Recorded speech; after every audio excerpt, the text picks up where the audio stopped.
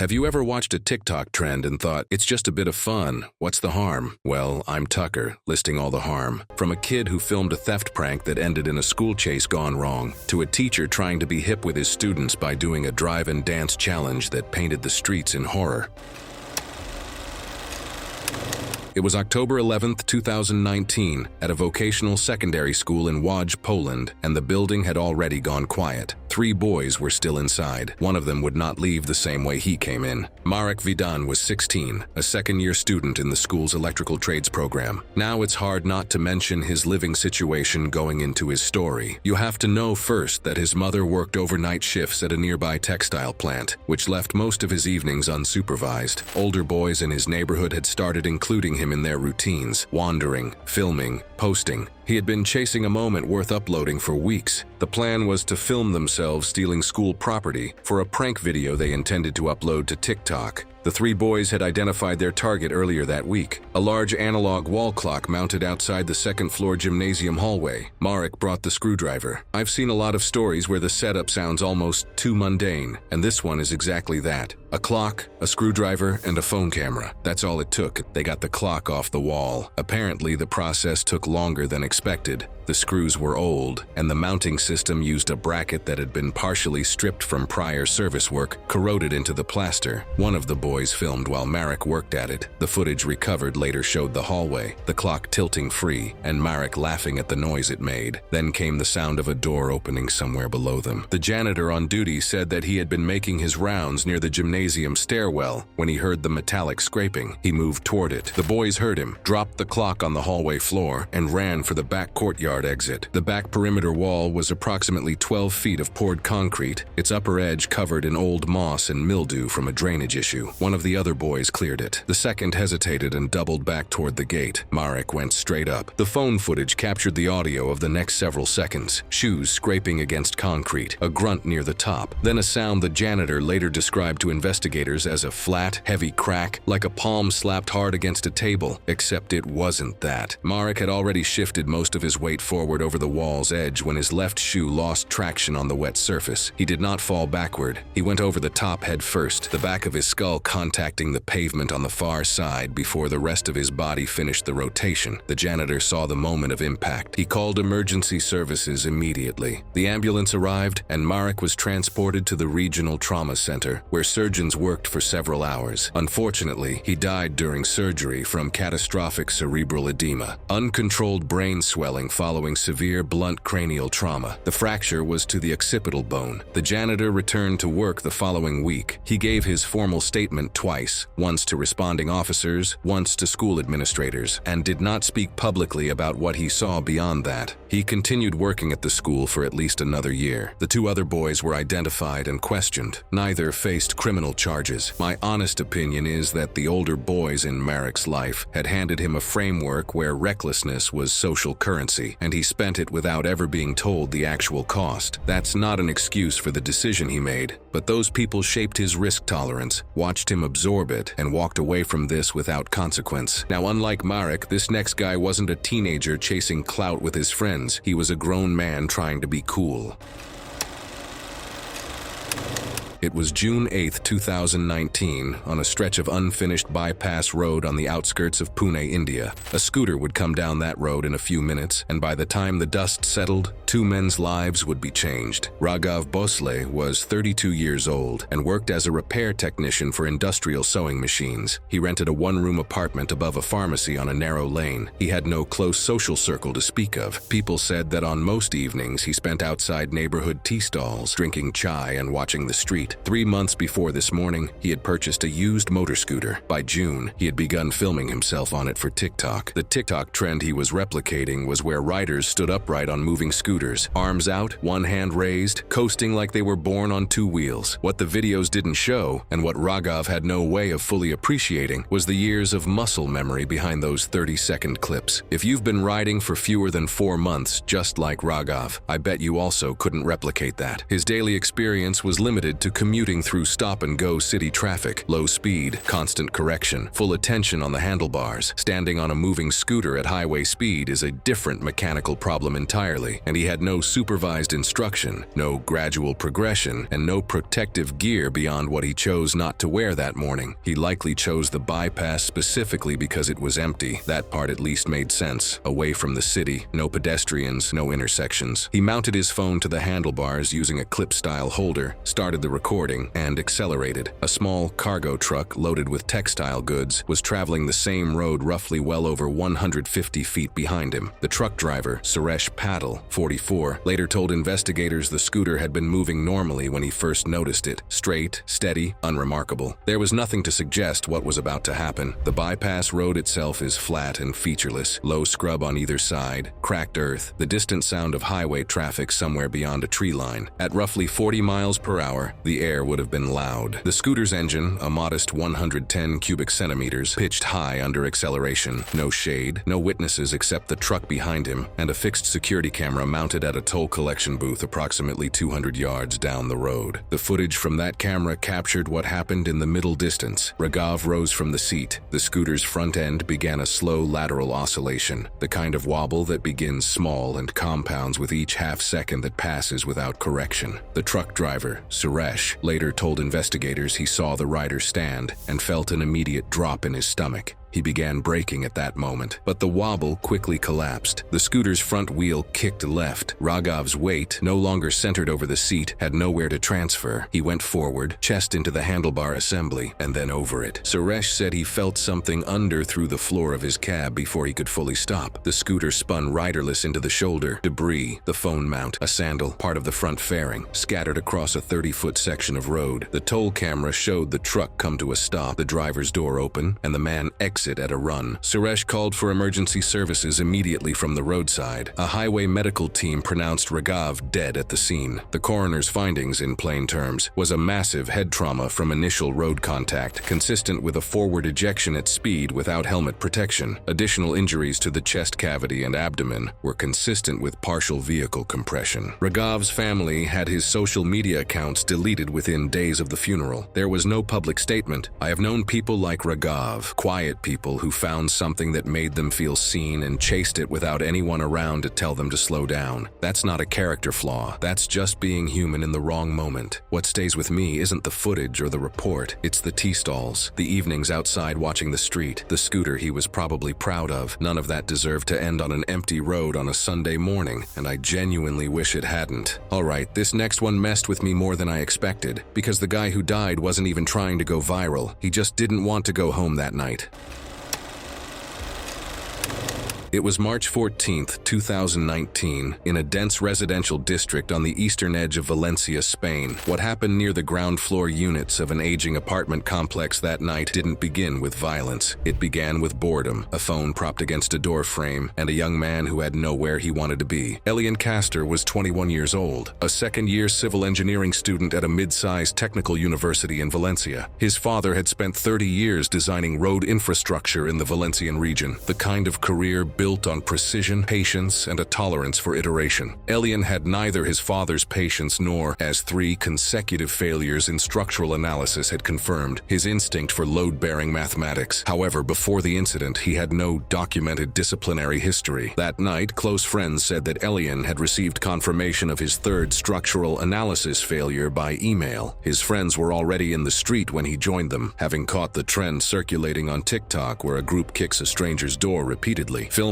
the occupant's reaction, and the footage becomes content. Elian did not suggest it. He did not insist on it. What the investigation would later establish through his friend's statements is that he followed along. In my speculation, he likely just wanted company and didn't want to be alone with the bad news. They chose a ground floor unit at the end of a corridor in an aging complex where the exterior plaster had been patched unevenly across several decades. One of them set the phone against the wall outside the door. Then they began kicking. After several kicks distributed over for roughly 3 minutes, the plate sheared inward. A neighbor on the same floor opened their door slightly during the earlier impacts and shouted into the corridor, but did not intervene physically. The group ran, laughing. However, the phone remained on the ground outside the broken door, abandoned in the sudden panic of retreat. The tenant inside was Arturo Mena, 54, worked loading shifts at a cargo dock outside the Port District, and had lived in the unit for 11 years. He came to his door shirtless. He saw the damaged frame. He saw the phone on the ground. He picked it up and went back inside. The students returned less than 2 minutes later and began demanding it back through the open doorway. 2 residents in adjacent units described hearing the argument escalate within approximately 40 seconds, raised voices in the corridor, then a single hard impact sound, then 2 more in quick succession, then concrete. According to the investigation, Arturo threw a punch that landed in the upper abdomen, followed immediately by a second that caught Elian near the jaw as he stepped forward into the narrow doorway. Elian went backward onto the concrete landing. Now what follows is where the night becomes harder to account for cleanly by just reading the news. From what I've understood, his friends swarmed Arturo in the doorway, with at least one attacker pinning him partially against the interior during the brief struggle. Police documentation confirmed Arturo sustained a fractured orbital bone and multiple broken ribs before neighbors physically separated them. Police and paramedics arrived, and Elian was still conscious at the scene, sitting against the wall with his knees up, pale and confused, repeatedly telling the responding officers he was fine and did not need transport. He refused medical evaluation at the scene. He walked home. However, Arturo Mena was unconscious and was taken to the hospital. 2 days later, in a lecture hall, Elian collapsed. Upon closer inspection in the hospital, there was something absolutely wrong with his injuries. Surgeons operated to address a ruptured spleen producing significant internal hemorrhage. He died 7 days after the initial incident, never having connected his collapse to the night in the corridor. The rupture was consistent with a high-force blunt impact to the upper left abdomen. The delay between injury and presentation allowed the bleed to progress without intervention. Meanwhile, Arturo Mena survived but permanently lost functional vision in his left eye from the orbital fracture. He was initially charged under Spanish law with offenses classified as serious bodily harm and negligent homicide under the Spanish legal system. After extended proceedings, the charges were reduced to a lesser offense accounting for provocation and self-defense circumstances, resulting in a suspended sentence and a civil liability judgment requiring a structured financial payment to Elian's family over several years. The surviving students each faced assault charges related to the attack on Arturo. 2 received suspended sentences. 1 served a short custodial term. Elian's father, by all public records, said nothing. I felt sick that 4 people kicked a stranger's door that ended with one of them dead and one seriously scarred. All that for a dumb TikTok trend. That story was a messy one, especially the aftermath. Anyway, ready for more chaos over TikTok?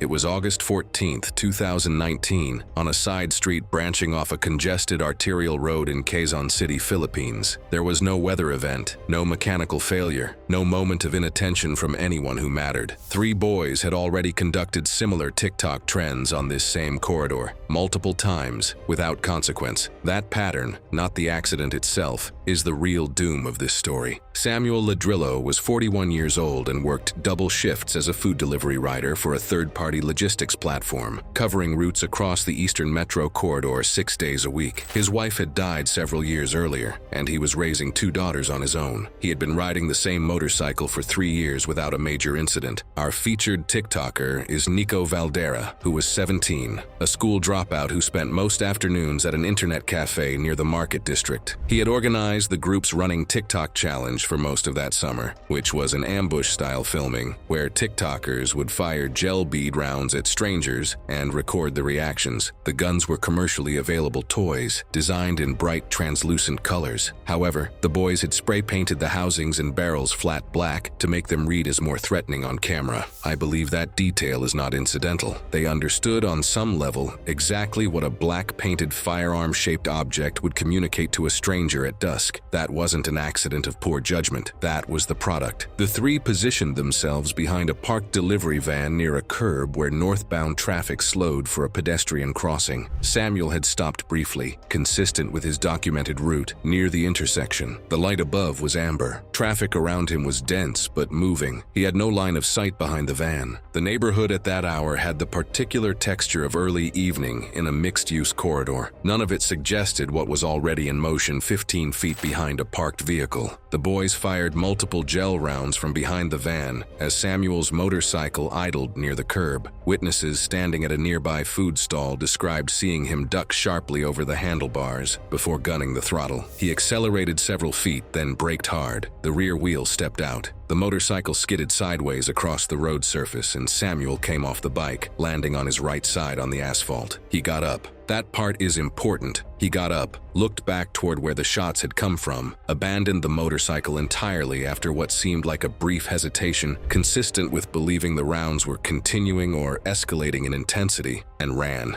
I don't know how anyone could have done differently. Dashcam footage recovered from a vehicle stopped at the crossing captured what followed. Samuel crossed the curb lane at a full sprint, looking over his left shoulder as he entered the second lane. He was not watching what was in front of him. A sedan traveling approximately 30 to 35 miles per hour in the adjacent through lane struck him broadside. The impact was not instantaneous in the footage. His body traveled across the hood, and his head contacted the road surface as he came off the far side. One shoe remained at the point of impact. His delivery bag burst on the pavement and scattered its contents across the width of the road. A bystander at the food stall called emergency services. Responders arrived approximately 22 minutes later. Samuel was pronounced dead before even reaching the hospital due to a severe skull fracture. Nico and the other two boys fled, but were identified within 48 hours through surveillance footage from multiple cameras along the corridor. All three minors were taken into custody and processed through the juvenile justice system. The sedan driver was cleared, while Samuel's relatives later filed civil liability claims against the boys' families, and the results weren't publicized. Samuel's daughters were school-aged at the time of his death. He had no life insurance. Imagine this. He had already survived the worst thing that can happen to a person when he lost his wife, rebuilt something functional out of what remained, and was in the middle of an ordinary Tuesday shift when three teenagers decided his fear was TikTok content. But unlike Samuel, nobody was even there to witness what went wrong in our next story. It was December 18, 2019, in Brno, Czech Republic, in a basement flat that looked like 100 others on that street. At what exact moment does a TikTok trend become an emergency you can't call for? No one asked that question while Lenka Sirovic was still able to answer it. Lenka was 19 and worked closing shifts at a fried chicken restaurant in the city center, 4, sometimes 5 nights a week according to coworkers. She lived alone in a single-bedroom basement unit, roughly 280 square feet, with one small window above the kitchen sink and one in the bedroom that faced a concrete retaining wall. She was reliable enough at work that her manager had trusted her with a key to lock up. No documented health conditions, no history that would have flagged anything to anyone. This particular trend had been circulating on TikTok for several weeks before December. The premise was simple. Drop dry ice into hot water, film the fog rolling across the floor, post the result. Lenka purchased around 10 pounds of dry ice from a catering supply company a few days prior, paying cash from holiday savings. Now you might think that's a lot, but the transaction was actually completely routine. Catering suppliers sell dry ice for food transport and event decoration regularly. There was nothing about the purchase that would have raised a question from anyone. On her day off, she prepared the room. The aftermath showed that she pushed towels along the bedroom window frame and the gap under the door, not to trap something dangerous, but likely to keep the fog effect contained long enough to film properly, though this only reduced airflow and did not make the space airtight. She set her phone on a surface facing the mattress, placed several buckets of hot water around the room, and dropped the dry ice in. The fog came fast, dense and white, floor level at first, then climbing steadily. Just a girl in a small room doing exactly what she'd seen other people do on TikTok. The phone footage recovered by investigators showed Lenka on the mattress, initially laughing. Within minutes, she coughed. Then again, she sat down. Her movements became measurably slower, not all at once, but progressively in a way you can track frame by frame. Carbon dioxide is colorless and odorless. The fog she could see was water vapor. The gas accumulating in the room and reducing breathable air was completely invisible to her. The bedroom measured approximately 120 square feet with one window and a door. Investigators believe carbon dioxide levels likely rose to dangerous concentrations. The footage showed her moving toward the door. She did not reach it. She was found approximately 2 feet from the handle, partially curled on the floor. Fingernail marks were documented low on the door's wood surface, near the floor, consistent with someone who had already lost the muscle control required to stand upright. There was no fall, no injury from impact. She simply lost consciousness and collapsed where she was. Her manager became concerned after Lenka missed 2 consecutive closing shifts without any contact, something she had apparently never done before. He requested a welfare check approximately 30 hours after her first missed shift. Firefighters entering the apartment recorded elevated carbon dioxide levels before locating her beside the doorway. Emergency services confirmed death at the scene. She had likely been dead for over 24 hours before anyone arrived. I don't think she fully understood how quickly carbon dioxide can accumulate in a small space with limited airflow, and I don't think most people who filmed that same challenge understood it either. The restaurant where she worked organized a small collection among staff for funeral costs. Her apartment was cleared within a few weeks. The challenge looked safe because the people filming it were lucky, and luck doesn't appear on screen. Lenka Surovic was only 19. Just like Lenka, our next story unfolded over days. The only difference is that the people who were supposed to notice didn't. It was September 14, 2018, in a third-floor council flat on the eastern edge of Sheffield, England, where the kind of Saturday afternoon that feels endless and forgettable became the last one a 15-year-old boy would ever have. Darian Kelm was a Year 10 student. He played casual five-a-side football on weekends when enough friends showed up. His parents, both warehouse workers pulling alternating long shifts, kept the flat tidy and the fridge stocked. By most visible measures, Darian was fine. He had a group chat, a decent phone, and the kind of unstructured weekend time that 15-year-olds either fill well or don't. For several weeks that year, the challenge he was about to do had no single name. It moved through TikTok as reposted dares where people would take multiple paracetamol pills. The framing was never dangerous, only edgy. A numbers game, a test of tolerance. Darian had likely seen short clips showing reaction faces and comment sections, but never the consequences. On a Saturday afternoon video call with 3 friends, the conversation mirrored teenage logic, a dare with no real stakes. He mentioned taking handfuls. He stupidly believed nothing would actually happen to him. That belief is the engine of the trend. Over the following 3 to 4 hours, Darian moved through the flat collecting blister packs from the bathroom cabinet, a kitchen drawer, and a shelf in his parents' room. Paracetamol is a drug that exists in nearly every British household in multiples. Headache strips, cold and flu tablets, generic supermarket boxes. He messaged updates to the group chat in a tone that was performative and escalating, increasingly disorganized. His friends replied with a mix of laughing emojis and increasingly uncomfortable pushback. By early evening, his messages noted nausea. He described it as part of the experience. Darian's parents returned home separately in the early hours and found him asleep. Nothing looked wrong. However, by the following morning, he was vomiting. His parents attributed it to something he'd eaten. Now, I want to be clear. I don't think they were negligent people. It's just that paracetamol poisoning looks like the flu for the first 24 hours, and no one told them to look for anything else. However, the crazy part is this. His parents left for their Monday shifts after checking on him and making him take another tablet of paracetamol. Over the next 2 days, his condition shifted in ways that a layperson would struggle to interpret as anything other than a worsening stomach bug. He was pale. He stopped eating. He was sleeping longer. By Tuesday evening, the whites of his eyes had taken on a yellow tinge. His friends, reviewing the weekend's messages in full, recognized the volume of tablets he'd described taking and contacted his older cousin. The cousin arrived to the flat on Wednesday morning and found Darian on the bathroom floor, conscious but unresponsive to direct questions, his skin visibly jaundiced and empty blister packs scattered across the tile. Darian was admitted to the intensive care unit of a regional hospital. He died on September 19, 2018, 4 days after admission. The coroner's report, in plain terms, described the cause of death as acute liver failure secondary to paracetamol toxicity, compounded by hepatic encephalopathy, brain swelling caused by the liver's inability to filter toxins from the blood. I think about how much of this story lives in the gap between 2 working parents and 1 unsupervised weekend, not as an indictment, but as a structural failure that nobody named until it was too late. A locked medicine cabinet is a 30-second fix. A conversation about what these TikTok trends actually show is 5 minutes. Neither happened. The danger in the next story wasn't hidden. It wasn't quiet. It was loud. It was filmed. And everyone in that car was laughing right up until the moment they weren't.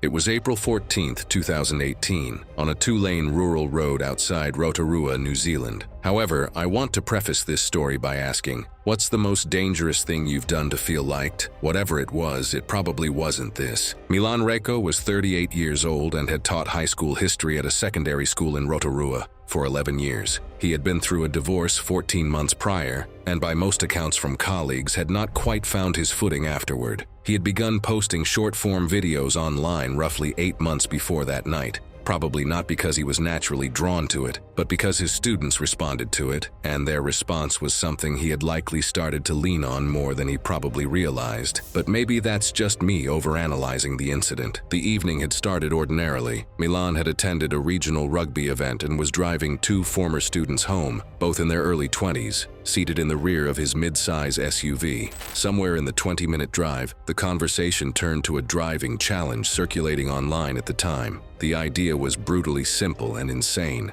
You'd play a song while driving and follow its dance instructions with the SUV. Slide to the left meant a hard swerve. Reverse meant slamming it into reverse on the road. Turn around meant, well, you can guess. It was the kind of thing that reads as obviously dangerous in retrospect, but arrives in the moment wrapped in laughter and low stakes. He mounted his phone to the dashboard vent, confirmed it was recording, and began. The road ahead was straight for the first stretch. The early movements were minor, small, deliberate nudges left and right that drew laughter from the back seat. The song's tempo is deceptive. It starts manageable, and then the cues come faster. Milan kept up with it. That was the problem. The road had been bending gently to the right for roughly a quarter mile when the song called for a hard left movement. The gravel shoulder on that side extended less than 2 feet before the drop-off into the grass verge. The asphalt was dry, but the transition from pavement to shoulder happened fast. One of the rear passengers told investigators later that the mood shifted the moment the wheel went hard, that laughter stopped mid-breath. She said she felt the rear of the vehicle step out before she understood why.